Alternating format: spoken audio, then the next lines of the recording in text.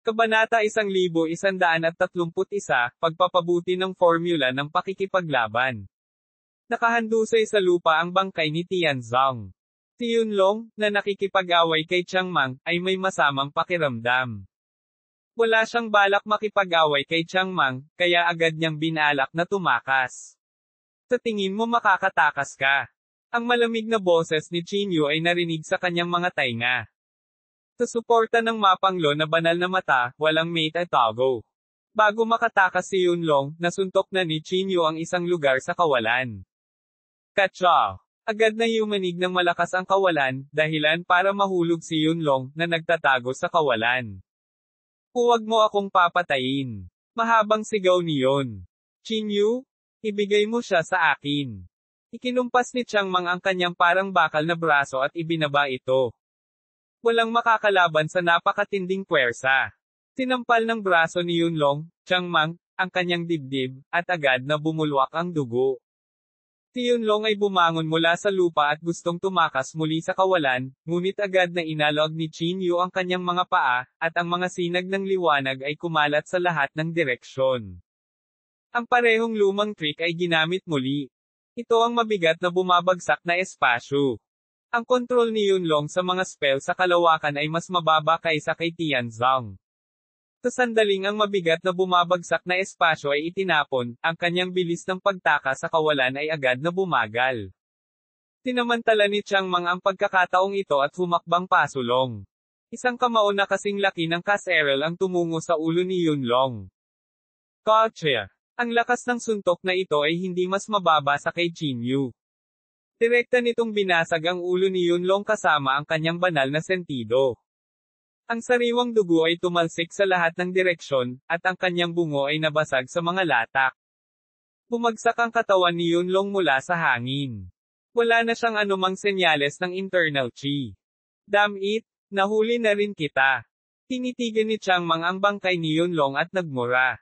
Ang mga nakapaligid na martial artist ay hindi napigil ang mapabuntong hininga sa kanilang mga puso. Mula ngayon, sino sa mundo ang maglalakas loob na saktan ang dalawang ito? Bago ang pagbubukas ng banal na rehiyon, hindi kalabisan na sabihin na si Qin Yu ang numero unong tao sa mundo.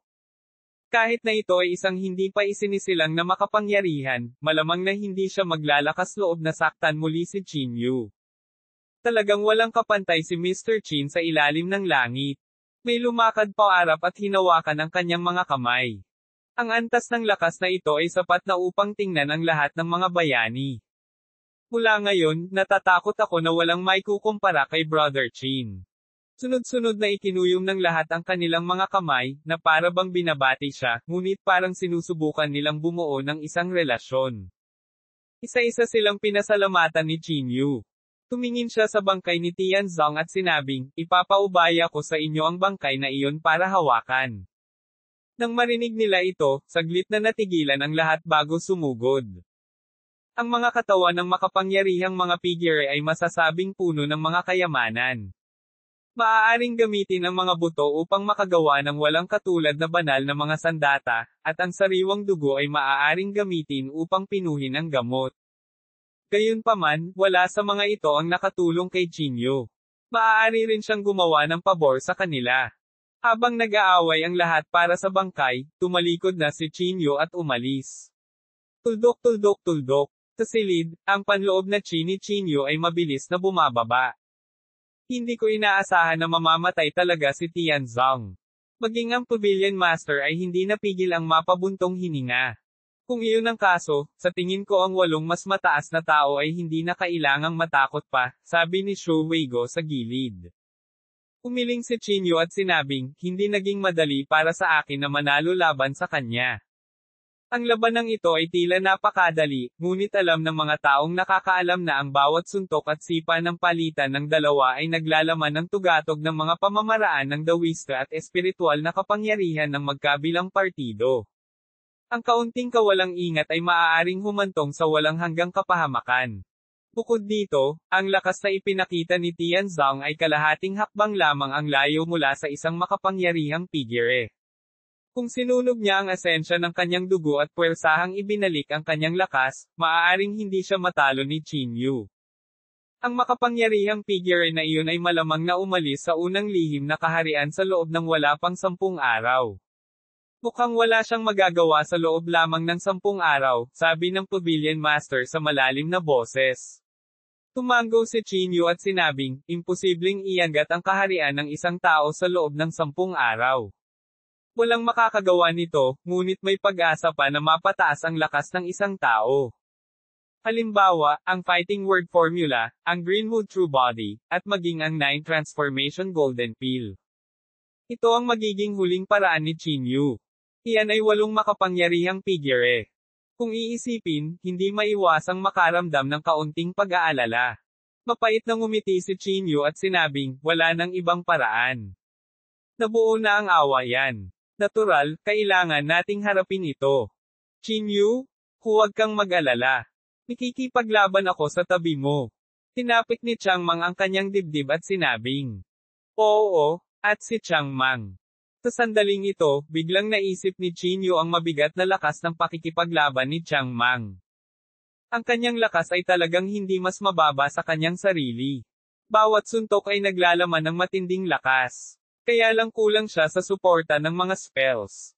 Kung siya ay katulad ni Chinyu at nagkaroon ng maraming spell, ang kanyang lakas ay maaaring hindi mas mababa sa Chinyu. Senior Jiang He.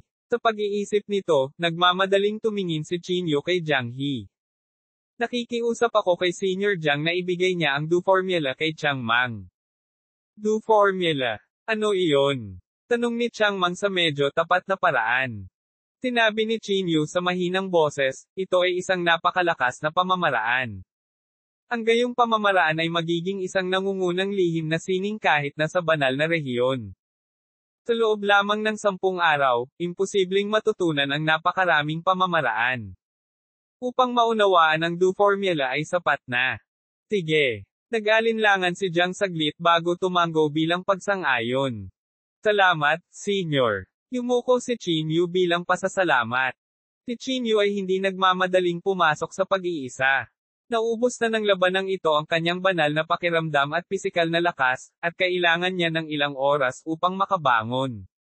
Kaya naman, bumalik siya sa kanyang kwarto at nakatulog. Sa sandaling ito, kumalat na sa 5 lawa at 4 na dagat ang balita ng pagpatay ni Chinyu sa isang makapangyarihang tao.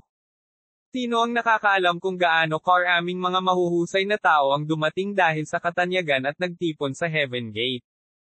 Kabanata 1132, humihingi ng tulong mula sa tagapag-alaga ng landas. Napakasigla ng Heaven Gate noong araw na iyon. Paminsan-minsan, makikita ang mga mararangyang sasakyan na dumaraan. Sa sandaling huminto ang mga sasakyan, ang mga taong nakasuot ng matingkad na damit ay makikitang bumababa sa mga sasakyan. Sila ay mga pambihirang tao at martial artist mula sa iba't ibang panig ng mundo, at sila ay nagtipon dito na may isang layunin lamang, na makahanap ng isang tao na protektahan pagkatapos ng pagbubukas ng banal na rehiyon.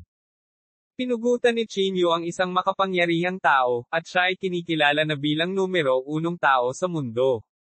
Natural, naging target siya ng lahat. Sa sandaling ito, mahimbing na natutulog si Chinyu. 2 araw na ang nakakalipas simula nang magising siya. Malungkot na umupo si Chinyu mula sa kanyang kama. Ang unang bagay na ginawa niya ay gamitin ang kanyang banal na kahulugan upang takpan ang buong Heaven Gate. Napakabilis, natuklasan ni Chinyu ang ilang kakaibang aura mula sa panloob na chi. Bahagyang nagbago ang ekspresyon ni Chinyu. Nagmamadali siyang lumabas ng kwarto at nakarating sa main hall. Sa pagtingin sa mga tao sa bulwagan, bahagyang kumunat ang noo ni Chinyu. Pagbati, Mr. Chin. Nang makita si Chinyu, lahat ay tumayo at binati si Chinyu. Hindi napigilan ni Chinyu na medyo natulala. Hindi niya namamalayan na tumingin sa Pavilion Master. Ang mga taong ito ay pumunta dito dahil sa kanilang reputasyon. Sila ay pumunta upang humingi ng kanlungan sa iyo, sabi ng Pavilion Master habang siya ay naglalakad pasulong. Napakasimple ng kanilang layunin. Gusto nilang humingi ng proteksyon sa iyo at matiyak na makapasok sila sa antas ng santo. Nang marinig ito, hindi alam ni Chinyu kung tatawa o iiyak. Pumasok sa antas ng santo. Hindi pa nabubuksan ang Saint Level, kaya lahat ng tungkol sa Saint Level ay hindi alam.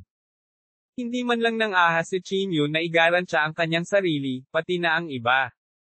Ngunit sa pagharap sa kahilingan ng lahat, hindi alam ni Chinyu kung paano tatanggi.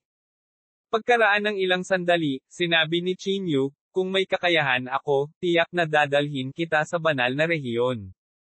Ngunit kung hindi ko kaya, sana ay hindi mo ako sisihin. Sir, you must be joking. With your words, we are satisfied. Yumuko ang lahat at sinabi. Bahagyang tumango si Chinyu. Wala na siyang masyadong oras na sayangin, kaya napatingin siya sa Pavilion Master sa gilid. Pavilion Master, pakiayos na pansamantala silang manatili, sabi ni Chinyu. Okay, sang-ayon ng Pavilion Master. Buti na lang at malaki ang Heaven Gate. Pagkatapos ng lahat, ang dating ay ang sagradong paaralan ng Confucian sa ilalim ng pamilyang yan, kaya hindi mahirap tanggapin ang mga taong ito. Matapos silang ayusin, tumayo si Chinyu at umalis sa Heaven Gate, dumiretso sa Jingdo. Sa pangalawang lihim na kaharian, si Jiaxing ay naghihintay dito. Nakatayo siya sa harap ng bitek na iyon, araw-araw na pinagmamasdan ang mga pagbabago sa lugar na ito. Pagkalipas ng ilang araw, ang bitek na ito ay naging mas malaki, at ang panloob na chi na tumutulo mula dito ay naging mas siksik din. Paano ito? May ilang araw pa bago magbukas ang sipi na ito. Sa oras na ito, lumitaw si Chinyu sa likod ni Jiaxing. Sumulyap si Jiaxing kay Chinyu at sinabing, pagkatapos ng ilang araw na pagmamasid, ang bitek na ito ay nagiging mas malaki araw-araw. Sa karaniwan, ito ay magiging 3 hanggang 5 sentimetro na mas malaki araw-araw. 3 hanggang 5 sentimetro. Napatingin si Chinyu sa bitek. Sa oras na ito, ang lamet ay kasing kapal ng palso. Ayon sa sitwasyong ito ay magiging kasing laki ng butas ng aso sa loob ng 10 araw. Makinig ka. Sa oras na ito, biglang sinabi ni Jiaxing. Natahimik si Chinyu at tumingin sa bitek. Isang mahinang tunog ang maririnig mula sa lamat. Ang tunog na ito ay parang wind chime. Bagaman hindi ito malakas, ito ay nagpapahiwatig na ang selyo ay hindi maaaring kumapit ng matagal. Chinyu, alam mo ba kung paano haharapin ang pagdating ng 8 upper echelon na iyon? Tanong ni Jiaxing. Hindi ko alam. Umiling si Chinyu. Sa huling 10 araw na ito, maaari ko lang subukan. Kung matatalo ko man sila o hindi, wala akong tiwala. Kumunat ang noo ni Jiaxing. Gaano ka kumpiyansa? Nag-isip sandali si Chinyu, pagkatapos ay iniunat ang isang daliri. Higit sa 10% kumpiyansa, sabi ni Chinyu sa mahinang boses. Pagkatapos ng lahat, ang mga iyon ay 8 makapangyarihang mga figure, at sila ay nasa kanilang tuktok. Hindi na masama ang magkaroon ng 10% kumpiyansa. Medyo hindi magandang tingnan ang ekspresyon ni Jiaxing. Sa malungkot na mukha, sinabi niya, paano kung matalo ka? Kamatayan lang. Bahagyang bumantong hininga si Chinyu. Ito ang katotohanan. Maliban dito, wala nang maisip si Chinyu ng anumang iba pang kontrahakbang. Hindi nagsalita si Jiaxing. Naguguluhan din ang puso niya. Sa pagharap sa 8 matataas na opisyal, buti na lang at hindi siya napatay sa isang iglap. Sige, huwag na nating pag-usapan. Kailangan kong mag-isa. Ang oras ay mahalaga. Tinapik ni Chinyu ang balikat ni Jiaxing. Kung may anumang hindi pangkaraniwang paggalaw sa selyong ito, tandaan na gisingin ako kaagad. Tumango si Jiaxing. Hindi siya nagsalita, ngunit ang ekspresyon ng kanyang mukha ay medyo komplikado. Tumalikod si Chinyu at pumunta sa isang silid. Bahagya niyang ipinikit ang kanyang mga mata at naghanda upang unawain ang Do Formula. Sa lahat ng mga spell, ang Do Formula ay higit na nagpapataas ng lakas ng isang tao, kaya't maaari lamang ilagay ni Chinyu ang kanyang pag-asa sa Do Formula. Matapos mag-isa si Chinyu, umalis si Jiaxing sa pangalawang lihim na kaharian. Siya ay dumating hanggang sa Heaven Gate at natagpuan ang Pavilion Master. Sa pagtingin kay Jiaxing sa harap niya, bahagyang nagulat ang Pavilion Master. Senior Jiaxing, bakit ka nandito? Magalang na sabi ng Pavilion Master. Umupo doon si Jiaxing na may malungkot na mukha. Imposibleng matalo ni Chinyu ang 8 mas mataas na tao. Dumiretso si Jaixing sa punto. Bahagyang kumunot ang noo ng Pavilion Master at sinabing, bagaman hindi talaga mataas ang tsansa niyang manalo, hindi imposible. Tumingin si Jaixing sa Pavilion Master at malamig na sinabi, halos zero ang posibilidad. Alam kong pinatay niya si Tianzong, ngunit hindi maikukumpara si Tianzong sa mataas na opisyal na iyon. Ang dahilan kung bakit kontrolado ng 8 matataas na opisyal ang Martial Arts Association ng Jingdo ay dahil sa mga mapagkukunan sa Earth. Sino sa palagay mo ang gumagamit ng mga mapagkukunang ito? Siya ang 8 mataas na opisyal na iyon. Ang mundo ay may bilyon-bilyong taon ng kasaysayan, gaano karaming mga kayamanan ang naruroon. At gaano karaming mga sagradong bagay ang naruroon. Naisip mo na ba ito? Sa tingin mo ba talaga na ang mga mapagkukunan ng Martial Arts Association sa Jingdo ay ipinamahagi lahat sa mga young masters sa Jingdo? Ang inookupahan nila ay 10,000 lang sa kanila. Tahimik ang Pavilion Master, naghihintay sa susunod na sasabihin ni Jaixing. Nagpatuloy si Jaixing, sa madaling salita, hindi lamang ang matataas na opisyal ang nasa tuktok, mas makapangyarihan pa sila kaysa noon. Ang posibilidad na makipaglaban si Qin Yu sa isa ay hindi mataas, pabayaan ang 8. Natahimik sandali ang Pavilion Master at sinabing, kung gayon, ano sa palagay mo ang dapat nating gawin?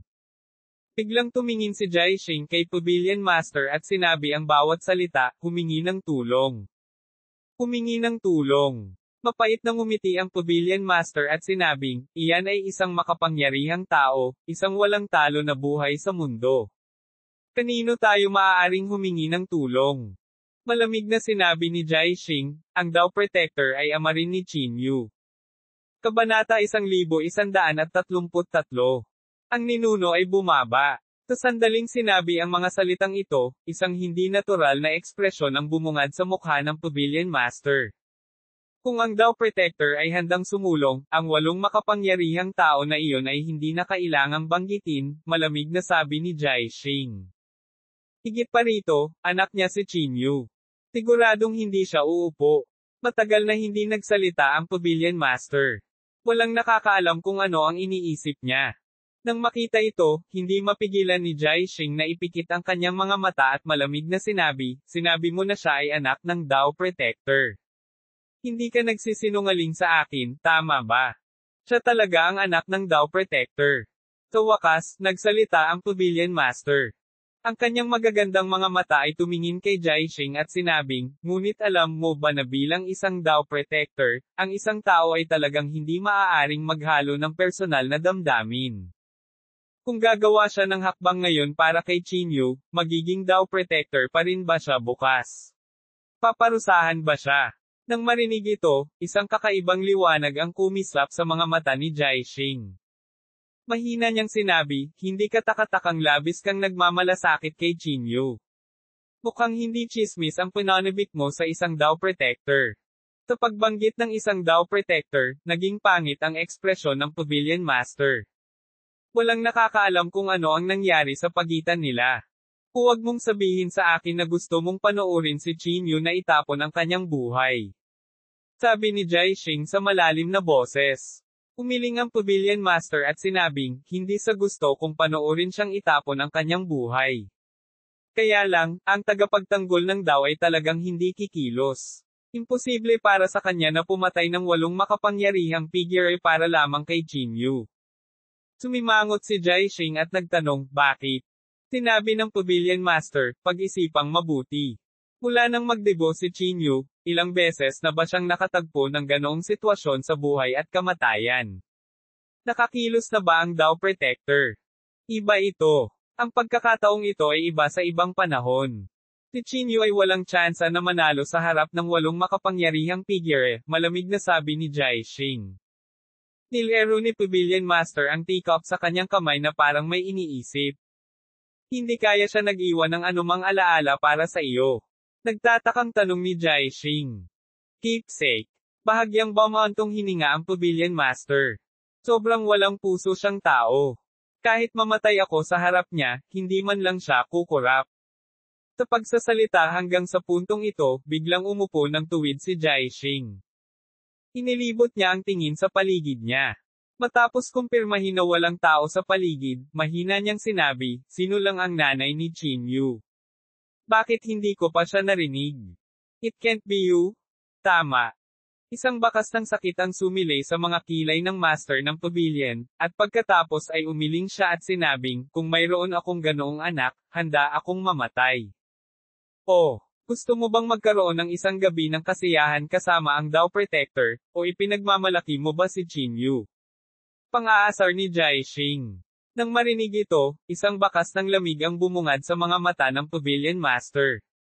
Nagmamadaling ikinaway ni Jaixing ang kanyang kamay at sinabing, kalimutan mo na ito, magnegosyo na tayo.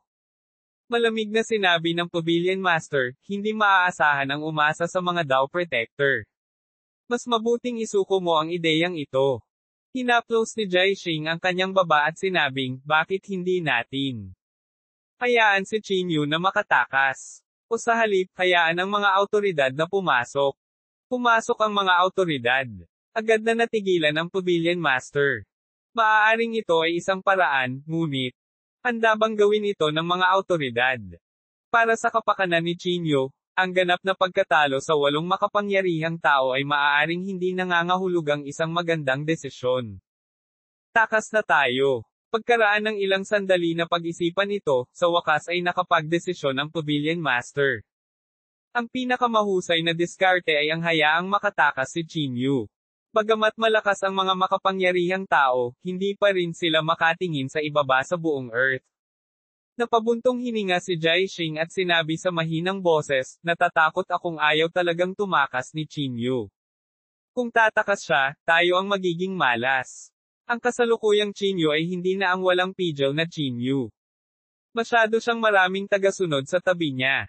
Dahil tinanggap na niya ang mga ito, kailangan niya maging responsable sa kanila. Natahimik silang dalawa, na para bang walang maisip na plano ang dalawa. Sa sandaling ito, naiintindihan ni Chinyu ang Shinxeractor Formula. Ang Shinxeractor Formula ay walang katulad na malalim. Ito ay isang tunay na Supreme Saint technique. Kahit na sa banal na rehiyon, ito ay isang first class na pag-iral. Sa kabutihang palad, ang kakayahan ni Chinyu sa pag-unawa ay higit pa sa mga ordinaryong tao. Siya ay gumugol ng 6 na araw upang maunawaan ang Shinxeractor Formula sa 3 antas. Ngunit sa 4 na antas, hindi nagawang umabant ni Chinyu kahit kalahating hakbang. Bahagya niyang iminulat ang kanyang mga mata at sinabi sa mahinang boses, noong nakipag-away ako kay Hanwei dati, minsan ay naintindihan ko ang isang spell. Ang spell na ito ay maaaring puwersahang magtaas ng kaharian ng isang tao. Nagtataka ako kung sumasalungat ang spell na ito sa formula ng karakter ng linya, at kung maaari itong isuperimpose. Kung ito ay may papatong, kung gayon ang lakas na ipinapakita ay tiyak na lampas sa imahinasyon. Gayunpaman, napakalapit na niya sa hitsura ng mga nakatataas, kaya hindi nang ahas si Chinyu na sumubok ng padalos-dalos. Pagkatapos ng lahat, ang kinahinatnan ng puwersahang pag-upgrade ng spell ay hindi siya makagalaw ng ilang araw. Sa oras na iyon, malamang na siya ay magiging isang tupa na naghihintay na katayin. Dahan daw ang tumayo si Chinyu. Kinakalkula niya ang oras. 2 araw na lang ang natitira. Mabilis na tumayo si Chinyu at naglakad hanggang sa paligid ng tunnel. Gaya ng inaasahan, naging mas malaki pa ang daanan.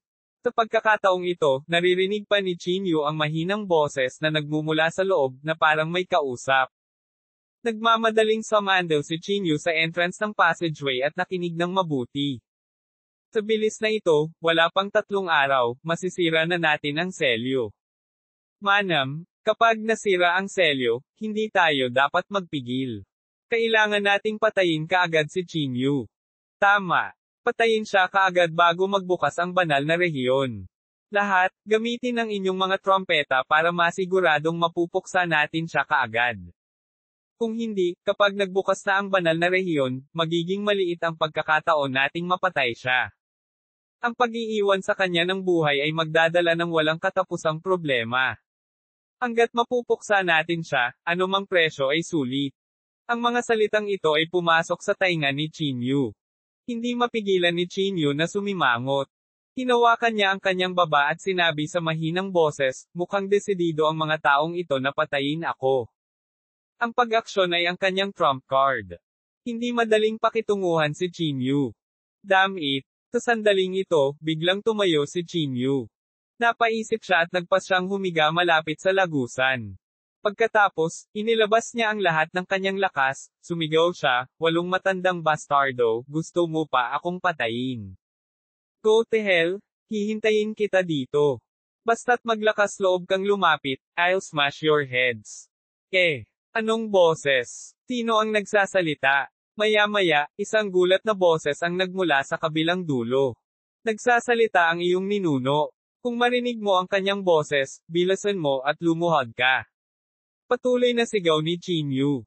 Ninuno, baka nabuksan na ang banal na rehiyon. Bumaba na ba ang divine sense ng ninuno? Pulalas ng isang nakatataas. Kabanata 1134, Masusing Pagsisikap. Nang marinig ang mga salita ng mga nakatataas, halos hindi napigilan ni Chinyu ang tumawa ng malakas. Inisip talaga ng mga idiot na ito si Chinyu bilang kanilang patriarch. Tama, ako ang iyong patriarch. Mabilis na lumuhod. Patuloy na sumigaw si Chinyu.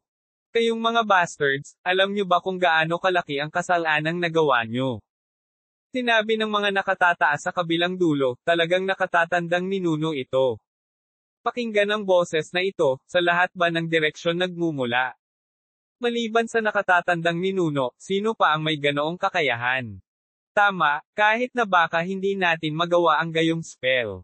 Maaari ko bang tanungin kung anong mga tagubilin ang mayroon ng elder ninuno? Mangyaring bigyan kami ng mga bagong mapagkukunan.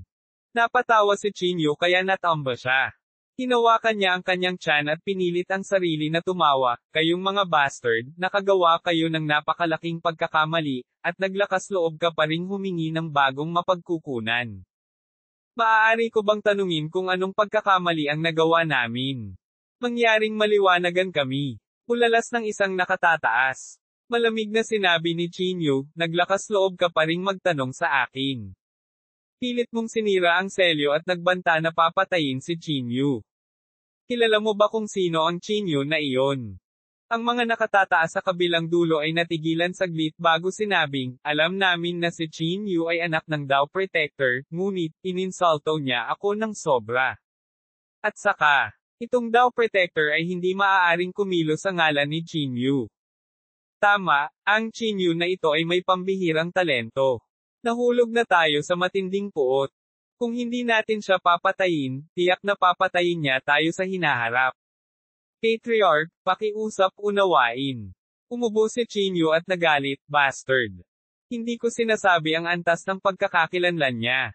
Kung gayon, anong uri ng pagkakakilanlan iyon? Patriarch, mangyaring magsalita ng lantaran. Sigaw ng isang nakatataas. Siya, si Chinyu, ang iyong, biolohikal na ama. Pagkatapos sabihin ito, sa wakas ay hindi na napigilan ni Chinyu at humagalpak ng tawa. Ang nakatataas sa kabilang dulo ay agad na natigilan. Natigilan sila ng hindi lang kalahating segundo, kundi nag-react din. Hindi, ang taong ito ay tinawag na US Old Beasts. Talagang hindi siya ninuno. Ang boses na ito ay tila nagmumula sa selyo. Maaaring ito ay ang boses ng pangalawang lihim na kaharian. Si Chinyu iyon. Narinig ko na ang boses niya. Gumisi si Chinyu, ngayon ka lang nag-react. Halika, tawagin mo akong tatay. Ang mga nakatataas sa kabilang dulo ay nagsabi sa malalim na boses, munting bastard, ang lakas ng loob mong paglaruan kami. Bakit hindi ako maglakas loob? Sabi ni Chinyu na may kasamang ngiting. Isang grupo ng mga tanga. Sa IQ mo, sinasabi mo pa rin na mas mataas ka. Bullsh*T. Ang mga nakatataas sa kabilang dulo ay nagngangalit ang kanilang mga ngipin sa galit, lumalabas ang usok mula sa kanilang 7 butas. Munting bastard, maghintay ka lang, tingnan ko kung hanggang kailan ka magiging mayabang. Kapag sinira natin ang selyo na ito, tiyak na babasagin ko ang bibig mo. Ipapaluhod kita at humingi ng awa. Sarcastic na sinabi ni Chinyu, ganito ang pakikitungo mo sa sarili mong ama. Sobra ka talaga. Maghintay ka lang. Kapag tumuntong tayo sa ikalawang Mystic Realm, tiyak na papatayin ka namin. Ang mga nakatataas sa kabilang panig ay malapit ng masira habang sila ay sumisigaw. Pagkatapos noon, sunod-sunod na sumpa ang lumabas sa daanan. Masyadong tamad si Chinyu na mag-aksaya ng oras sa kanila. Tinamantala niya ang mga ito at umalis. Nang makalabas siya sa unang Mystic Realm, nabangga niya si Jaixing at Pavilion Master. Lumabas ka sa pag-iisa. Nang makita si Chinyu, mukhang nagulat si Jaixing. Tumango si Chinyu at sinabing, "Oo, kagagaling ko lang sa pag-iisa." Pagkatapos, tumingin si Chinyu sa Pavilion Master at sinabing, "Pavilion Master, bakit ka nandito?" Tumingin ang Pavilion Master kay Jaixing at may gustong sabihin, ngunit tumigil siya. Umubo si Jaixing at sinabing, "Chinyu, natagpuan ko siya." Pagkatapos ng ilang araw ng espekulasyon, nakahanap kami ng lugar na may magandang feng shui. Natatakot ako na may mga top tier na espiritual na artifact doon. Mga top tier na espiritual na artifact. Bahagyang kumunat ang noo ni Chinyu. Para sa mga magsasaka, bukod sa kanilang sariling lakas, ang mga espiritual na artifact ay napakahalaga din. Kung talagang makakakuha sila ng top tier na espiritual na artifact, hindi magiging problema para sa kanila na tumawid ng mga ranggo at lumaban. Maraming mga espiritual na artifact ang maaaring bumuo ng kanilang sariling kamalayan, at ang kanilang sariling lakas ay mas malakas pa kaysa sa kanilang Panginoon. Tama. Tumango si Jaixing. Hanggat pumunta ka sa lugar na ito at makuha ang espiritual na artifact na ito, ang 8 matataas na opisyal na ito ay hindi dapat banggitin. Dahil doon, naglabas si Jaixing ng mapa at ibinigay ito kay Chinyu. Ang lokasyon ay namarkahan na sa mapa. Ito ay isang lubhang malayong bansa. Hindi pa narinig ni Chinyu ang tungkol dito. Ito ang lugar, sabi ni Jaixing. Huwag mag-aksaya ng oras. Umalis na tayo. Tandaan, ano man ang mangyari, dapat mong makuha ang magic artifact na ito. Huwag hayaang mahulog ito sa kamay ng iba. Sinabi ito ni Jaixing na parang totoo, at may bakas ng gulat sa kanyang mga mata. Si Chinyu ay hindi masyadong nag-isip tungkol dito. Kinuha niya ang mapa at sinabi sa mahinang boses, "Ito, parang mauubos na ang oras." "May oras, tiyak na may oras," sabi ni Jaixing. "Nag-ayos na ako ng private plane para sa iyo. Don't worry." Sa kakayahan ni Jaixing, hindi mahirap mag-ayos ng pribadong eroplano. Si Chinyu ay hindi masyadong nag-isip tungkol dito. Kinuha niya ang mapa at tumango, "Okay, Master Jaixing, salamat. Bilisan na natin. Ang oras ay mahalaga," udyok ni Jaixing. With that, may dumaan na sasakyan sa hindi kalayuan. Tila inayos ni Jaixing ang lahat. Hindi na kailangang mag-alala si Chinyu. "Salamat," muling nagpasalamat sa kanya si Chinyu. "Bilisan mo at sumakay sa kotse." Personal na binuksan ni Jaixing ang pinto ng kotse para kay Chinyu. Pagkasakay ni Chinyu sa kotse, ibinaba niya ang bintana at sinabing, "Babalik ako sa lalong madaling panahon." Okay. Mabilis na tumango si Jaixing. Mabilis na umalis ang sasakyan at dumiretso sa airport. Nang makalayo na ang sasakyan, bahagyang bumantong hininga si Jaixing. "Ito ang tanging paraan," sabi ni Jaixing sa mahinang boses. Sumimangot ang Pavilion Master at sinabing, "Sigurado ka bang ligtas doon?" "Ligtas," malamig na sabi ni Jaixing. "Ito ay isang napaka-natatanging bansa. Ito ay halos ganap na sarado, at ang mga balita ay napaka-block din. Sa mundo, walang nakapansin sa kanilang pag-iral." Hinawi ng Pavilion Master ang buhok sa kanyang noo at sinabi sa mahinang boses, "Chinyu, sana maintindihan mo ang aming maingat na pagsisikap." Kabanata 1135, Yaoqing. Walang top tier na magic artifact doon. Ito ang sagot na ginawa ni Jaixing at ng Pavilion Master. Iyon ay upang linlangin si Chinyu upang makatakas sa kalamidad na ito. Alam niya na hinding-hindi sila pababayaan ni Chinyu at tatakas ng mag-isa, kaya naisip niya ang planong ito. Ang nakatagong bansang dragon ay isang atresado at magulong lugar.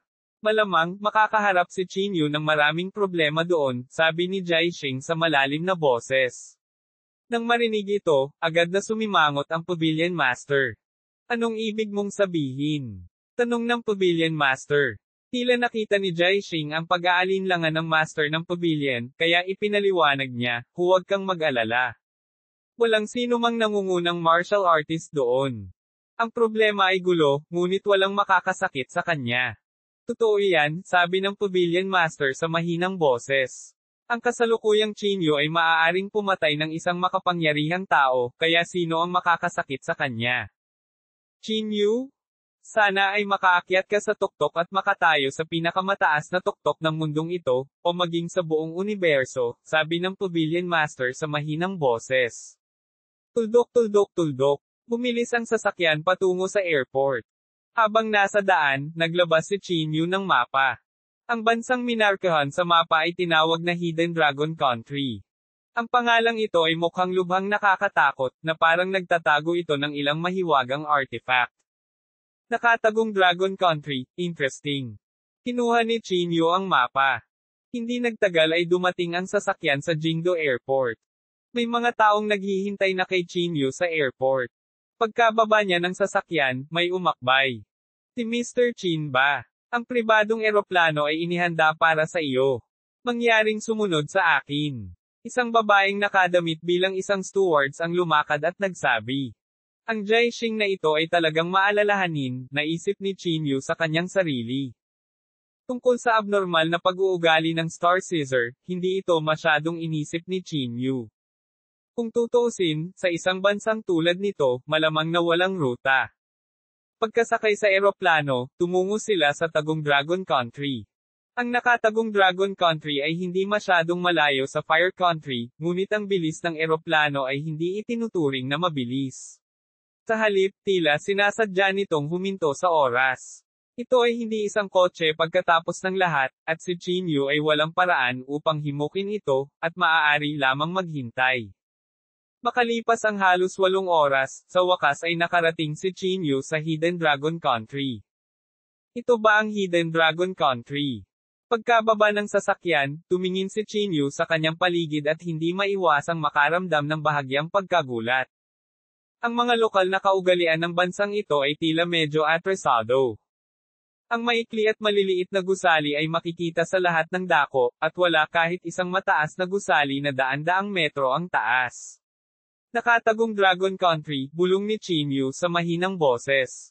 Inilabas niya ang kanyang divine sense at sakop ang higit sa kalahati ng bansa.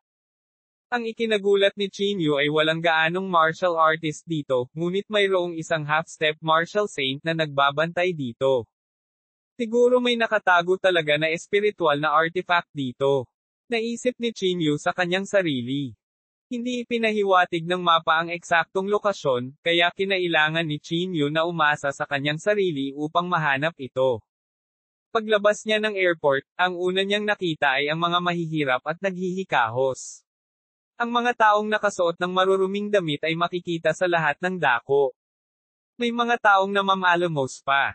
Ang mga mararangyang sasakyan na sumipol sa nakaraan ay bumuo ng matinding kaibahan sa eksenang ito. Bahagyang sumimangot si Chinyu at hindi napigil ang mapabuntong hininga, kung mas atrasa ang lugar, mas malaki ang agwat sa pagitan ng mayaman at mahirap. Karamihan sa mga mapagkukunan ay kinokontrol ng napakaliit na bilang ng mga tao, na hindi maiiwasang maging sanhi ng malaking agwat sa pagitan ng mayaman at mahihirap. Bagamat hindi komportable si Chinyu, hindi niya kayang baguhin ang lipunan ng mag-isa. Kaya naman, tahimik lang niyang mailabas ang kanyang pera at ibigay sa lahat. Matapos gawin ang lahat ng ito, inilabas ni Chinyu ang kanyang divine sense at natagpuan ang lokasyon ng half-step martial saint. Pagkatapos, sinundan ni Chinyu ang lokasyon ng half-step martial saint na ito at handang hanapin siya. Gayunpaman, sa sandaling ito, isang kotse ang mabilis na hamarang sa daanan ni Chinyu.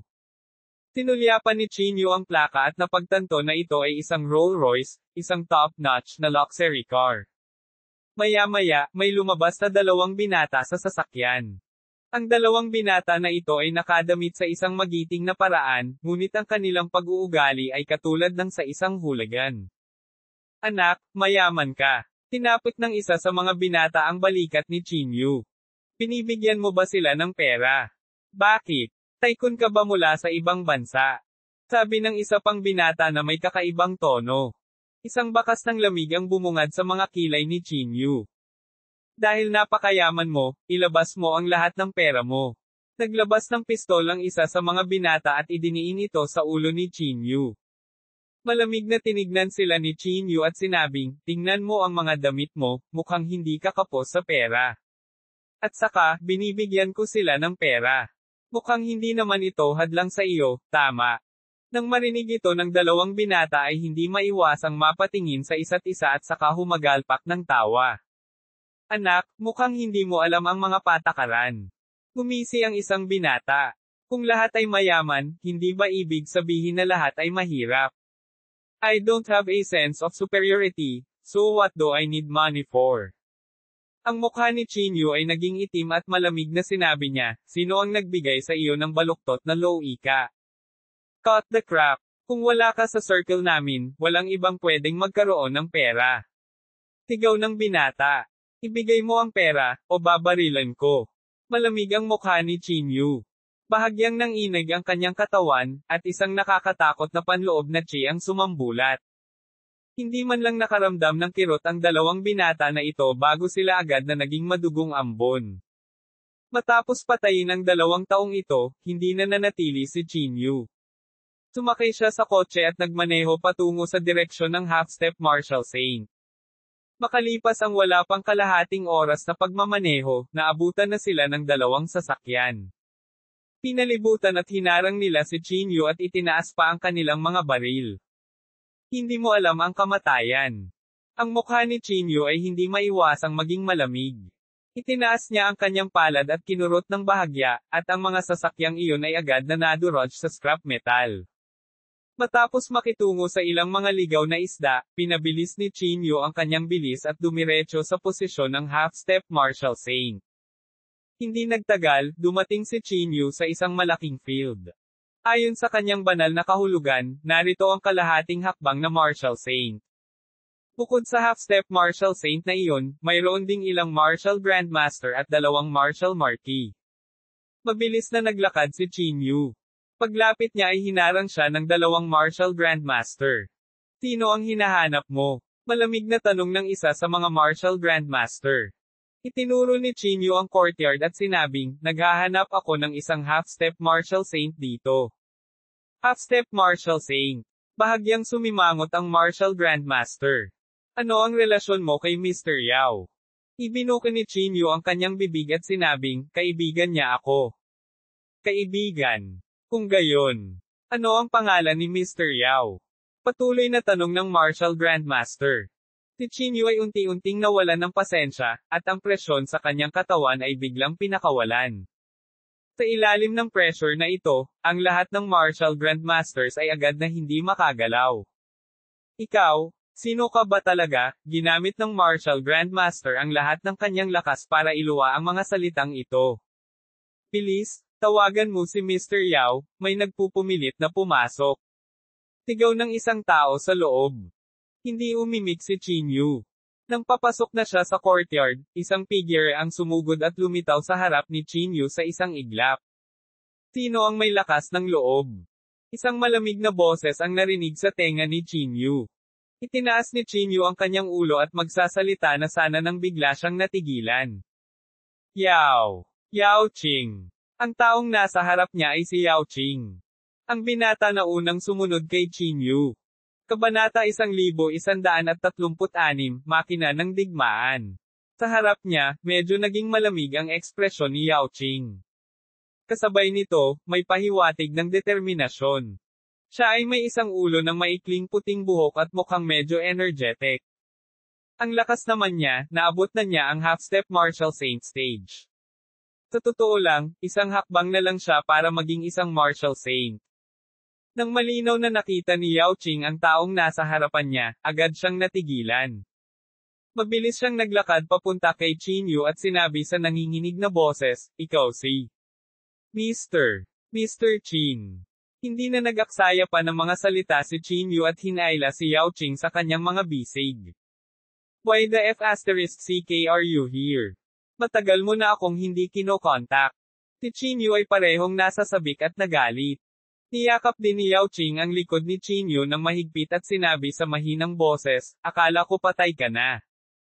Ikaw ang F***CKING dead. Tinipa ni Qingyu ang kanyang puwitan. Si Yao Qing, na nasa harap ni Qingyu, ay agad na bumalik sa kanyang mababang anyo. Ngumisi siya at sinabing, noon, bali-balita na patay ka na. Nung nahulog ang puno, nagkalat ang mga unggoy. Tapos, wala akong choice kundi tumakas. Inikat ni Qingyu ang kanyang mga mata at sinabing, F***CK ang lolo mo. Akala ko na aksidente ka. Sige, huwag na tayong mag-usap dito. Pumasok na tayo dali. Hinailan ni Yao Qing si Qingyu at sinabing. Naglakad silang dalawa sa malaking patio.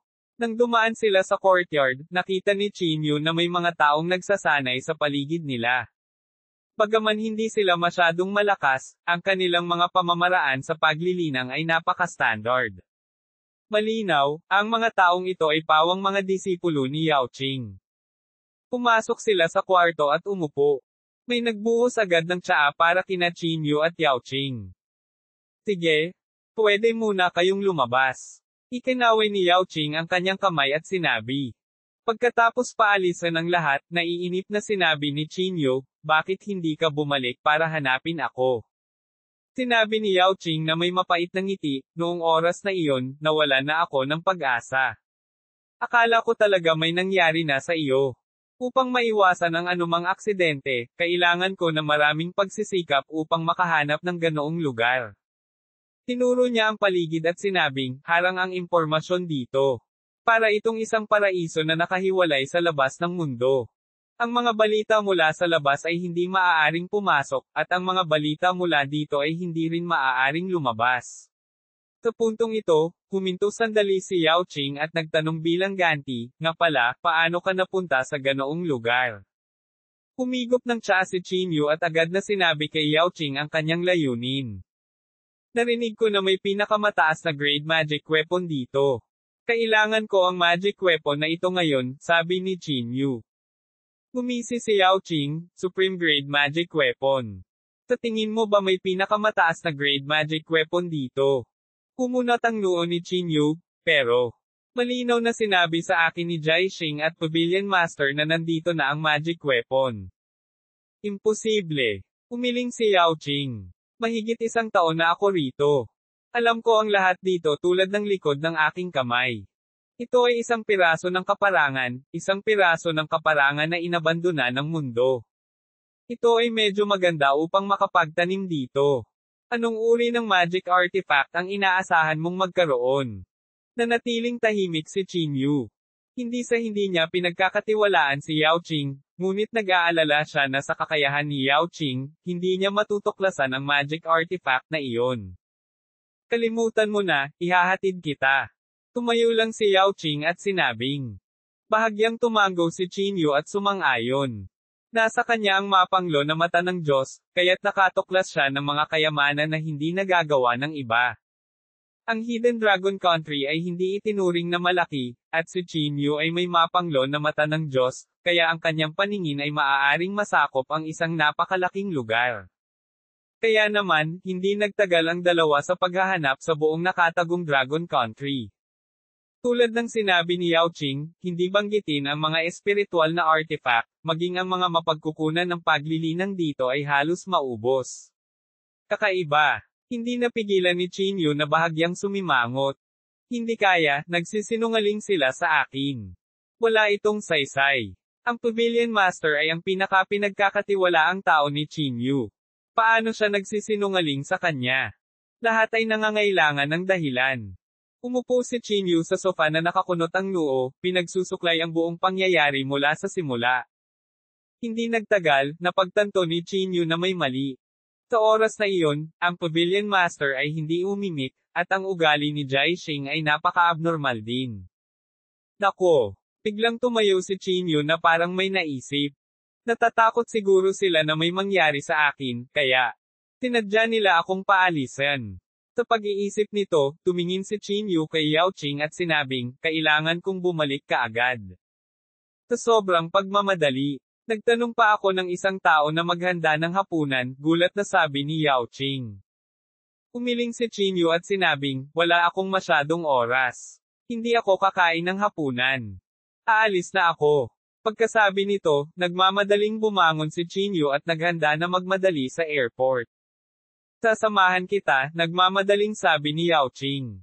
Walang oras si Chinyu para makipagtalo kay Yao Ching, kaya tumango siya at sumang-ayon. Pagkarating sa airport, nalaman ni Chinyu na matagal nang nawala ang eroplano. Ito ang higit na nagpapatunay sa ideya ni Chinyu. Napakalayo ng distansya, hintayin si Chinyu na maglakad pabalik, natatakot ako na malamig ang daylily. Yao Ching, mag-isip ng paraan para matulungan akong makasakay ng eroplano papunta sa Fire Country. Sabi ni Chinyu sa malamig na pyro. Umiling si Yao Ching at sinabing, walang eroplano dito papuntang Pyro. Bahagyang nagbago ang mukha ni Chinyu. Hindi maiwasan ng mga mata niyang tumingin sa mga eroplanong nakaparada sa airport. Hanggat payag si Chinyu, maaari siyang mangagaw ng eroplano. Ang mga batas ng Hidden Dragon Kingdom ay hindi maaaring paghigpitin ang Chinyu. Pero may paraan pa rin ako. Sa pagkakataong ito, nagbago ang tono ni Yao Ching. Nagmamadaling tumingin si Chinyu kay Yao Ching at sinabi, anong paraan? May napakalaking pamilya sa nakatagong bansa ng dragon. Ang kanilang pamilya ay may sariling pribadong jet. Marahil, maaari nating hiramin ito sa kanila, sabi ni Yao Ching. Kung gayon, huwag mag-aksaya ng oras. Mabilis na hanapin sila, nagmamadaling sabi ni Chinyu. Gayunpaman, umiling si Yao Ching at sinabing, hindi pa nila ako naging maayos. Natatakot akong hindi nila ako bibigyan ng ganitong mukha. Ikaw ay isang half-step martial saint. Hindi mo kailangang bigyan sila ng mukha. Kung hindi ka nila bibigyan ng mukha, tatanggapin nila ito, malamig na sabi ni Chinyu. Bahagyang nahihiyang sinabi ni Yao Ching, gusto ko, ngunit, nagbayad sila ng mataas na presyo para mag-import ng isang makinang pangdigma mula sa ibang bansa.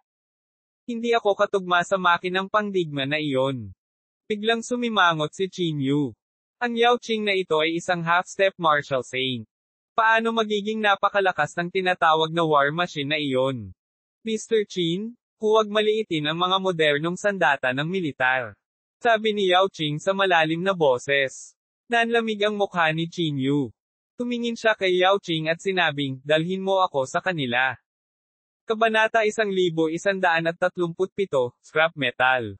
Pinaalalahanan siya ni Yao Ching, Mr. Chin, ang mga ito ay mga high-tech na war machine. Hindi ko alam kung saang mga materyales sila gawa, ngunit napakatigas ng mga ito. Nakatungtong na ako sa half-step martial saint realm, pero hindi pa rin ako ang katapat nila. Ikaw. Hindi nagpatuloy si Yao Ching, ngunit halata ang kanyang intensyon. Tinaas ni Chinyu ang kanyang kilay at sinabing, kung gayon, sa tingin mo anong kaharian ako ngayon? Pinalaki ni Yao Ching si Chinyu mula ulo hanggang paa at pagkatapos ay nakangiting sinabi, Mr. Chin, kahit na mas malakas ka kaysa sa akin noon, buong lakas akong nagsasanay sa nakalipas na taon. Sa panahon kung saan hindi nagpakita ang mga martial saints, ako ang halos pinakamalakas. Sabi ni Yao Ching na may labis na pagmamalaki. Nang marinig ni Chinyu ang mga salitang ito, hindi napigilan ni Chinyu na matawa. Ang nakatagong bansang dragon na ito ay ganap na nahulog sa likod ng mga panahon. Sige, tumigil ka na sa pagsasalita at mabilis na umalis. Kinaway-kaway ni Chinyu ang kanyang kamay at sinabing. Nang makitang mapilit si Chinyu, hindi na nagsalita pa si Yao Ching at agad na pinalaya si Chinyu sa airport. Ang Hidden Dragon Country ay isang lugar kung saan ang mayaman at mahirap ay lubhang hindi pantay. Halos lahat ng kayamanan ay nasa kamay ng pamilya Ding. Hindi kalabisan na sabihin na kontrolado ng kanilang pamilya ang 99% ng mga mapagkukunan ng nakatagong Dragon Country. Ito ay lubhang nakakatakot. Hindi nagtagal ay dumating na ang sasakyan sa pintuan ng pamilya Ding.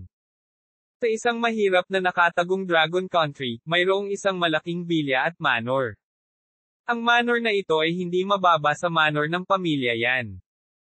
Sa pagtingin sa mga sira-sirang gusali sa paligid, ang Ding family manor na ito ay tila wala sa lugar. Nakatayo sa pintuan, ang mukha ni Chinyu ay hindi maiwasang maging malamig. Ang mga aksyon ng pamilya Ding ay labis na kasuklam-suklam, mas kasuklam-suklam kaysa sa Martial Arts Association ng Jingdo.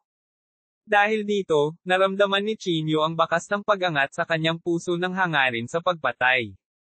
Pangunahan, sabi ni Chinyu.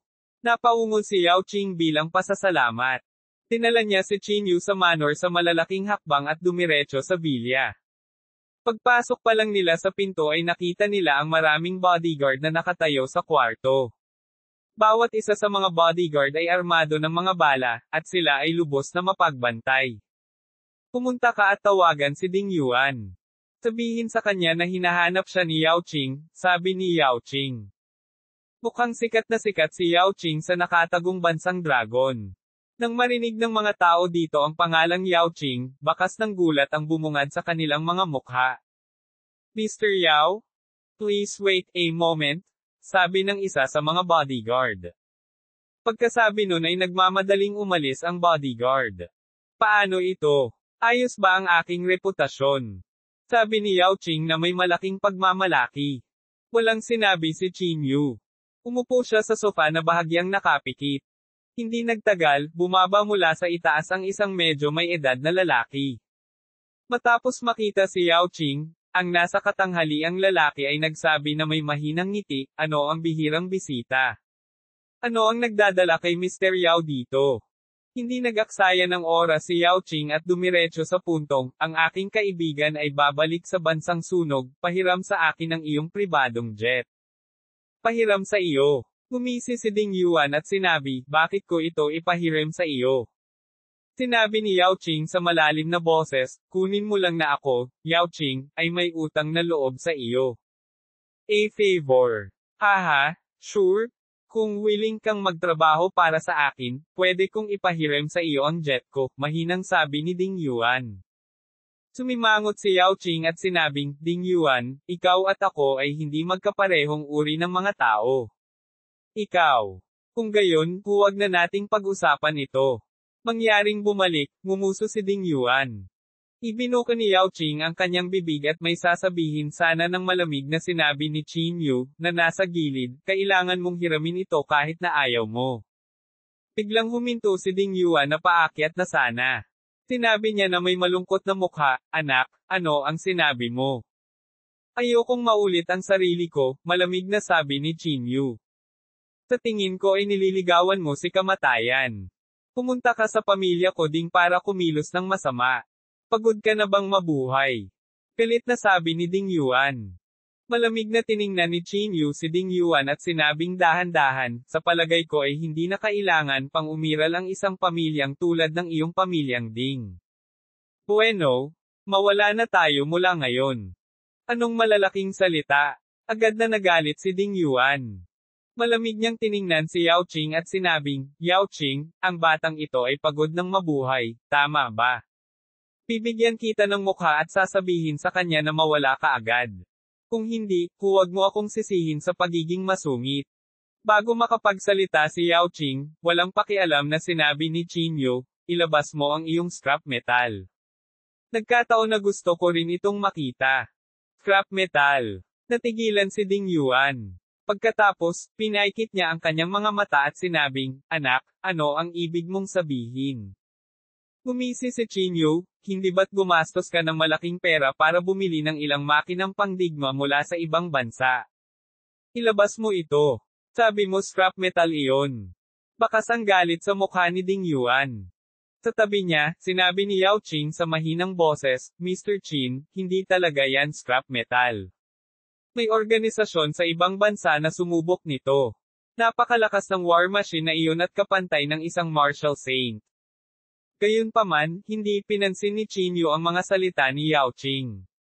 Pinaikit niya ang kanyang mga mata at sinabing, kung hindi mo ito aalisin ngayon, hindi ka magkakaroon ng pagkakataon. Galit na galit si Ding Yuan kaya natawa na lang siya. Tinuro niya si Chinyu at sinabing, mabuti, mabuti. Ikaw brat na hindi alam ang kalawakan ng langit at lupa. Ngayon, hahayaan kitang maranasan ang tinatawag na high-tech na kapangyarihan.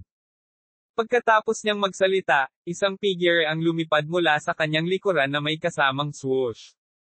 Ang kanyang buong katawan ay naglalabas ng malamig na kulay na bakal, at ang kanyang katawan ay puno ng lahat ng uri ng armas. Ito ang war machine na ginugol ni Ding Yuan ng mataas na presyo para i-customize. Napakalakas nito. Dahil ang mga bagay ay dumating sa puntong ito, alam ni Yao Qing na walang paraan. Dahan-dahan lang siyang tumayo. Ang kanyang katawan ay naglalabas ng panloob na chi ng isang half-step martial saint. Malapit nang sumiklab ang isang mahusay na labanan anumang oras. Ngumisi si Ding Yuan, Yao Qing, hindi mo pa rin alam kung paano magsisi dahil hindi kita pinatay noong nakaraan, tama ba? Fine. Dahil hindi kita magagamit, maaari kang mapunta sa impyerno. Pagkatapos niyang magsalita, inutusan ni Ding Yuan ang makinang pangdigma, patayin sila. Ang makinang pangdigma ay biglang iniunat ang kanyang kamay, kinuyam ang kanyang kamao, at hinampas ito patungo kay Qin Yu. Umupo si Qin Yu roon nang hindi gumagalaw kahit isang pulgada, hinayaan ang kamay na bakal na dumurog sa kanyang katawan. Klang! Isang tunog na tila salpukan ng bakal at bakal ang umalangaw-ngaw sa buong silid. Umupo doon si Qin Yu nang hindi gumagalaw kahit isang pulgada. Wala ni isang gasgas ang natira sa katawan niya. Itong kaunting lakas lang, kung hindi scrap metal, ano iyon? Malamig na sabi ni Qin Yu. Habang nagsasalita siya, ang panloob na chi ni Qin Yu ay agad na kumalat. Pinuno ng Martial Saint ang buong Ding Manor. Kabanata 1138, ang tagapangalaga ng Dao. Ang aura na ito ay yumanig sa lahat ng panloob na chi at naging dahilan upang ang lahat ay lumuhod sa isang iglap. Kahit si Yao Qing, nakalahating hakbang papasok sa Martial Saint Realm, ay hindi makayanan ang pressure na ito. Ang kanyang katawan ay gumawa ng mga tunog ng pag-crack. Mr. Qin, ikaw, naging Martial Saint ka na. Kulat na bulalas ni Yao Qing. Hindi nagsalita si Qin Yu. Dahan-dahan niyang itinaas ang kamay at hinawakan ang pulso ng war machine. Pagkatapos, isang malaking puwersa ang nagmula sa palad ni Qin Yu. Sa ilalim ng napakalaking puwersang ito, ang pulso ng makinang pangdigma ay umikot sa bilis na nakikita ng mata. Pitik. Sa isang malinaw na tunog, ang makina ng digmaan ay direktang durog. Agad na binuksan ni Ding Yuan sa ikalawang palapag ang kanyang mga mata. Babe ko. Sigaw ni Ding Yuan na may masakit na ekspresyon. Malaya kang mabubuhay sa nakatagong bansa ng dragon sa pamamagitan lamang ng pag-asa sa scrap metal na ito. Malamig na sabi ni Qin Yu. Sa susunod na segundo, ang kamao ni Qin Yu ay tinina ng gintong liwanag. Boom! Sa isang malakas na tunog, ang kanyang kamao ay agad na bumagsak patungo sa makina ng digmaan. Sa isang suntok lang, ang makinang pangdigma na ito ay direktang nabasag sa mga piraso, nagiging mga piraso at piraso. Labis na takot ang mukha ni Ding Yuan. Hindi niya akalain na ang binatang ito na nasa harapan niya ay mayroon pala talagang nakakatakot na lakas. Sir, pag-usapan natin ito. Handa akong ipahiram sa iyo ang eroplano. Nakita ni Ding Yuan na hindi maganda ang takbo at nagmamadaling binago ang kanyang mga salita. Gumisi si Qin Yu, hindi na kailangan. Sabi ko na, mawawala na ang pamilya Ding mula ngayon. Habang nagsasalita siya, lumutang sa hangin ang katawan ni Qin Yu. Ang kanyang palad ay nagbuga ng nagliliyab na ningning. Ang ningning na ito ay parang maliit na araw, na namumuo sa kanyang palad. Sa sumunod na segundo, marahang hinailan ni Qin Yu ang kanyang palad pasulong. Bumagsak ang ningning mula sa langit, lalong lumaki. Boom! Sa sandaling ito ay lumapag, ang buong manor ng pamilya Ding ay agad na inilipat sa lupa. Sa ilalim ng purong espiritual na enerhiyang ito, ang lahat ay napawi sa isang iglap. Wala man lang silang naramdamang sakit. Sa pagtingin sa halos abandonadong manor ng pamilya Ding, hindi napigilan ni Yao Qing na malunok ang kanyang laway. Parang natuyo ang kanyang lalamunan. Tulad ng inaasahan kay Mr. Qin, akala ko naabutan ko na kayo. Hindi napigilan ni Yao Qing na tumawa ng mapait. Tumingin si Qin Yu kay Yao Qing at sinabi, mayroon ng isang makapangyarihang tao na ipinanganak sa mundong ito, ang iyong impormasyon ay masyadong limitado. Namutla sa takot si Yao Qing, may gusto pa siyang itanong ngunit naputol ito ni Qin Yu sa pamamagitan ng pagwagayway ng kanyang kamay.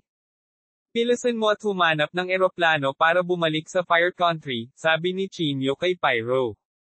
Sa private jet ng pamilya Ding, hindi mahihirapan silang dalawa na bumalik sa Fire Country. Ito ay magiging isang pyro trip sa Fire Country. Ang eroplano ay lumipad sa kalangitan at sumugod patungo sa Fire Country sa napakabilis na bilis. Hindi inaasahan ni Yao Qing na ang buong mundo ay nagbago pagkatapos niyang mawala ng higit sa 1 taon. Akala ko hindi ako naging martial saint dahil sa mga paghihigpit ng langit at lupa. Ngayon, parang puro problema sa utak ko. Sa eroplano, hindi napigilan ni Yao Qing na umungol. Sumulyap si Qin Yu sa kanya at sinabing, magagawa mong tumuntong sa kalahating hakbang na Martial Saint Realm sa loob ng mahigit 1 taon. Dapat kang masiyahan. At saka, kung gusto mong tumuntong sa Martial Saint Realm, dapat kang umasa sa pag-unawa sa sarili mong mga diskarte sa Dao. Sa daan, sinabi ni Qin Yu kay Yao Qing ang tungkol sa kanyang karanasan sa pagtungtong sa Martial Saint Realm at hiniling kay Yao Qing na maghanap ng sarili niyang mga diskarte sa Dao. Makalipas ang halos 4 hanggang 5 oras, sa wakas ay dumating ang eroplano sa Pyro ng Fire Country.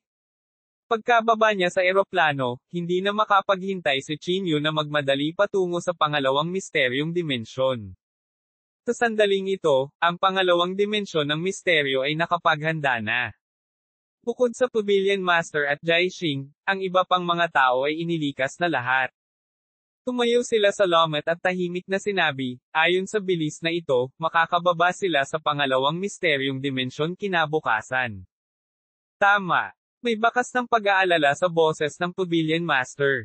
Sa pagkakataong ito, natatakot ako na hindi tayo makakatakas sa kalamidad na ito. Si Jai Xing ay medyo bukas ang isipan. Napangiti siya at sinabing, speaking of which, masasabing pinulot na ang buhay ko. Kontento na ako na mabubuhay pa ng marami pang araw.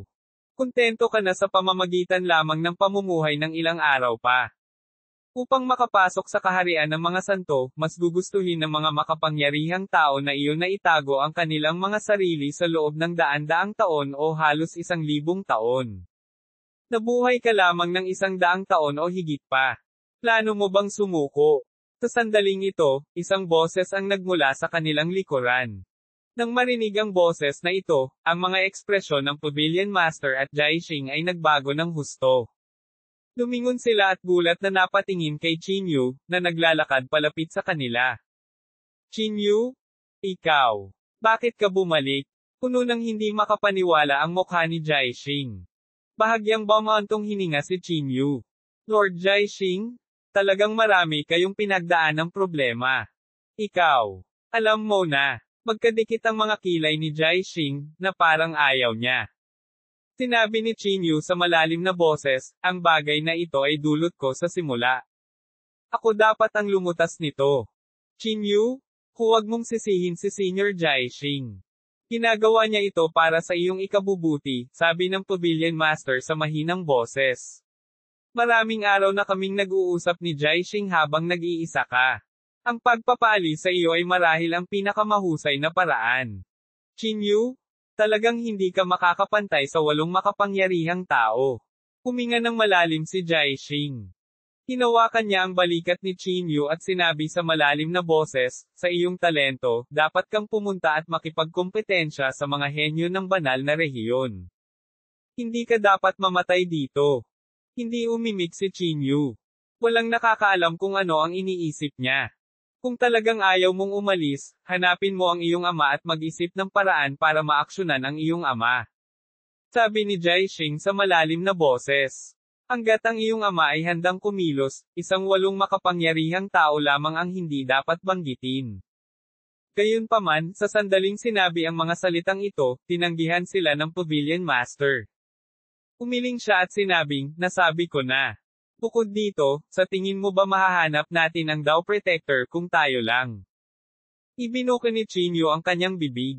Magsasalita pa sana siya, lumapit si Yao Qing at sinabing, hindi ba madali? Hindi ba pwedeng maghanap na lang tayo ng taong magpapanggap bilang tagapangalaga? Bumagsak sa kalahating segundo ng katahimikan ang eksena. Mukhang makatwiran. Makalipas ang kalahating segundo, mamulong si Jaixing. Bakit hindi namin naisip ang pamamaraang ito? Maging si Qingyu ay hindi maiwasang tumingin kay Yao Qing ng may pagtataka. You brat. Medyo matalino ang utak mo. Hindi alam ni Qingyu kung tatawa o iiyak sandali. Buong pagmamalaking sinabi ni Yao Qing, sa nakalipas na taon, hindi ko ito ginagawa ng walang kabuluhan. May narinig akong ilang bagay tungkol sa Dao Guardian. Wala raw nakakita sa kanya. Dahil walang nakakita sa kanya, kung gayon kahit sino ay maaaring maging Dao Guardian. Maaari kang maging isa, at maaari rin akong maging isa. Pagkatapos sabihin niyon, nanginginig ang palad ni Yao Qing habang inilabas niya ang isang itim na damit. Isinuot niya ang itim na damit para matakpan ang kanyang mukha at mahiwagang sinabi, "How dare you? Kung makakita ka ng Dao Protector, bilasan mo at lumuhod ka." Kabanata 1139, ang pagbaba ng mga nakatataas. Nang makita ang seryosong hitsura ni Yao Qing, nagpalitan ng tingin si Qingyu at ang dalawa pa. Ikaw lang ang nakakita sa Dao Protector. Ano sa palagay mo? Kamukha ba siya? Tumingin si Jaixing sa Pavilion Master. Pinalaki ng Pavilion Master si Yao Qing sa kanyang harapan at sinabing, medyo kulang ang kanyang aura. Ang Dao Protector ay may natural na disposisyon. Tama. Bahagyang tumango din si Qingyu. Bagaman hindi pa niya ito nakita ng personal, nakita niya ito ng higit sa isang beses sa kanyang banal na kahulugan. Gayunpaman, ang pagkakaiba ay hindi masyadong malaki. Kung hindi mo pa siya nakikita noon, hindi mo dapat masabi na may isang bagay na hindi ka panipaniwala. Sa sandaling ito, iniban ni Qingyu ang paksa. Pareho ang iniisip ng Pavilion Master tungkol dito. Bagamat may pagkakaiba, hanggat hindi gumaganap si Yao Qing bilang full, walang dapat maghinala sa kanya. Kailangan kong sabihin, maganda ang utak mo. Hinampis ni Qingyu si Yao Qing sa dibdib. Mayabang na sinabi ni Yao Qing, syempre. Pagkatapos ay naayos na. Ipaubaya ko na sa iyo ang bagay na ito. Tumingin si Jaixing kay Yao Qing. Nagmamadaling tumango si Yao Qing at sinabing, okay, pero kung mabaygo ang performance, huwag mo akong sisihin. Hanggat hindi ka kinakabahan, ang pagganap ay hindi dapat mabaygo, sabi ng Pavilion Master. Pabirong sinabi ni Qingyu, napakakapal ng balat niya, hindi siya kabahan. Sa pagtugon ni Yao Qing, talagang gumaan ang loob ni Qingyu. Talagang hindi isang matalinong pagpili ang makipaglaban sa 8 mas mataas na tao ngayon, ngunit kailangang sabihin na sa sandaling ito, inaasahan ni Qingyu ang pagbubukas ng banal na rehiyon. Dahil hanggat nabuksan ang banal na rehiyon, magkakaroon ng pagkakataon si Qingyu na makilala si Yan Ruozo, ang taong matagal na niyang hinahanap-hanap araw at gabi. Walang kamalay-malay na kinuha ni Qingyu ang Jade Pendant at bahagya itong hinalikan. Sa katunayan, kung dinurog ni Qingyu ang Jade Pendant, maaaring nakatakas siya sa kamatayan, ngunit ayaw ni Qingyu na tulungan siya ng pamilya Yan, at ayaw niyang bigwan si Yan Ruozo. Pagkatapos bumalik sa pangunahing bulwagan, hiniling ni Qingyu kay Yao Qing na umalis pansamantala, naghihintay ng pagkakataong kumilos. Para naman kay Qingyu, Pavilion Master, at sa iba pa, tahimik silang naghihintay sa pagdating ng 8 nakatataas. Sa sandaling ito, maraming tao ang dumating nang marinig ang balita. Alam nilang lahat na malapit nang mabuksan ang banal na rehiyon, at gusto ng lahat na makita ang pagbubukas ng banal na rehiyon. Pagsapit ng gabi, dumating na rin sina Yao Meng, Chang Mang, at ang iba pa. Sa panahong ito, umasa sila sa mga kakaibang bulaklak na nakuha nila mula sa Cloud Dragon Island para pumasok sa closed-door cultivation. Sa ilalim ng epekto ng 3 kakaibang bulaklak, ang kanilang panloob na chi ay tumaas. Paano ito? Nararamdaman mo ba ang aura ng isang intermediate martial saint? Tumingin si Qingyu kay Yao Meng at casual na nagtanong. Ngumiti si Yao Meng at sinabing, kung may 3 pa, dapat pareho lang. Tama, ngunit ang epekto ng 3 kakaibang bulaklak na ito ay talagang lampas sa ating imahinasyon. Sinabi rin ni Zhuang Teng na nasa gilid. Nang marinig ito ni Qingyu, hindi niya maiwasang mapabuntong hininga sa kanyang puso. Ayon kay Yao Meng, 6 na kakaibang bulaklak lamang ang kailangan nila para makatuntong sa intermediate stage ng Marshall Saint stage.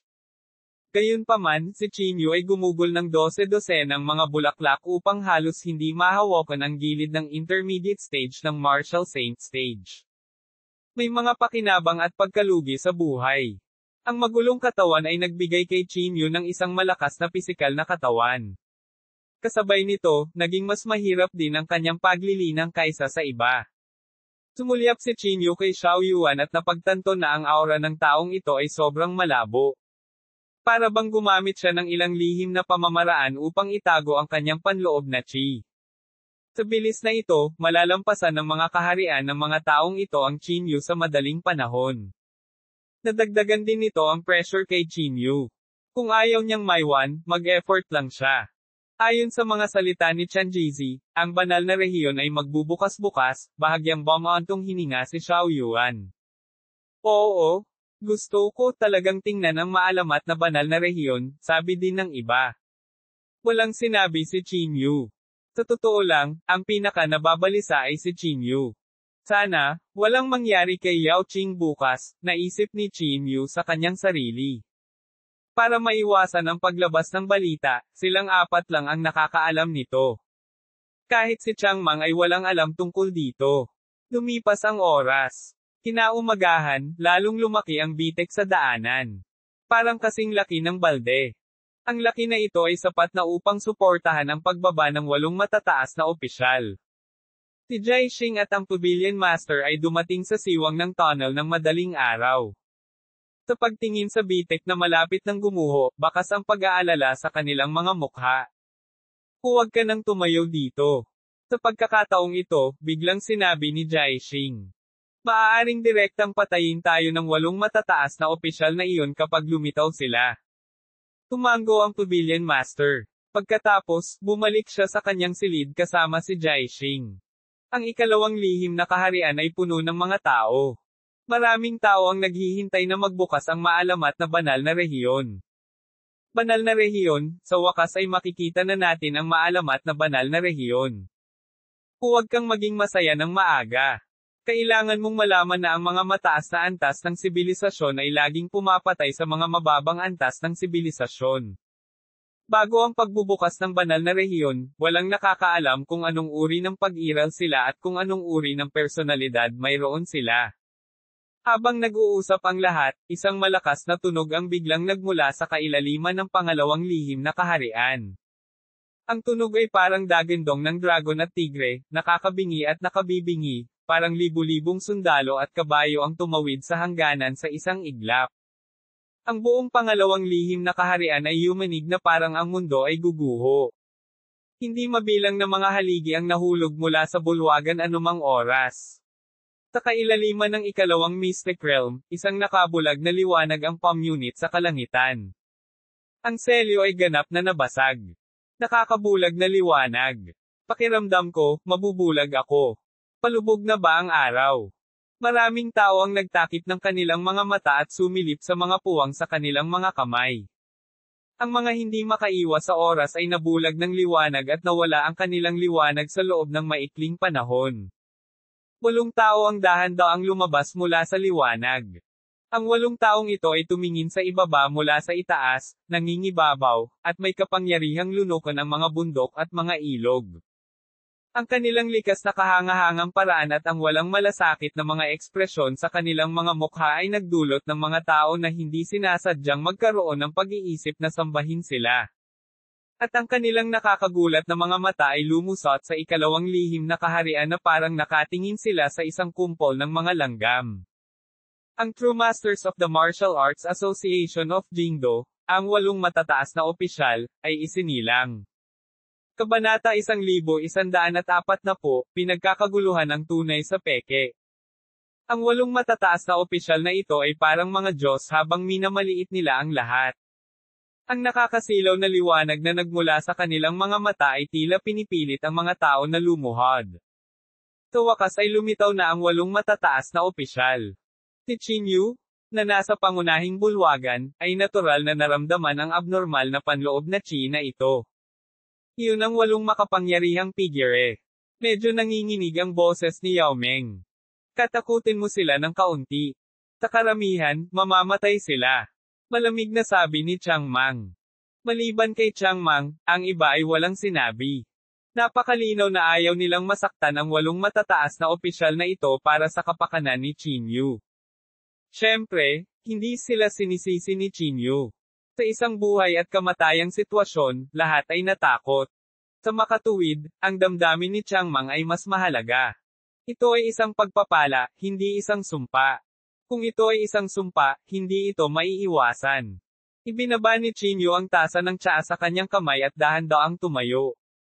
Malinaw niyang naalala ang sinabi ng 8 matataas na opisyal. Kapag nagkita sila, agad nilang papatayin si Qin Yu. Sa makatuwid, hindi nang ahas si Qin Yu na maging pabaya at agad na ginamit ang lahat ng kanyang trump card.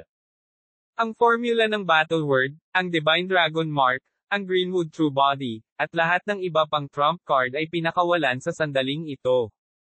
Isang malakas na panloob na daloy ng Qi ang agad na lumitaw sa paligid ng katawan ni Qin Yu. Dahil sa panloob na daloy ng Qi na ito, medyo hindi komportable ang Martial Saint. Napakalakas ng panloob na Qi.